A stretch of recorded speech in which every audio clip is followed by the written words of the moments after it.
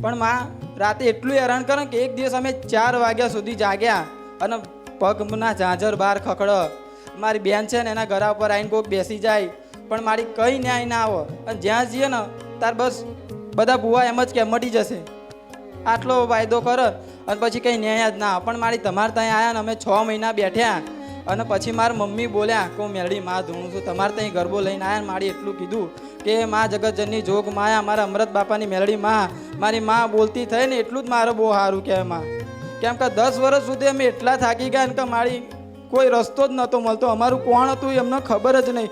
કોઈ અમારું અત્યાર સુધી બધું ગતું રહ્યું અને મારી અમારા જે એટલું સંબંધી હતા ને એ બધા પણ છૂટા થઈ ગયા અમારાથી. એટલું દુઃખ આવી ગયું માય. જેનું કોઈ નથી એની મેલડી, હા માં,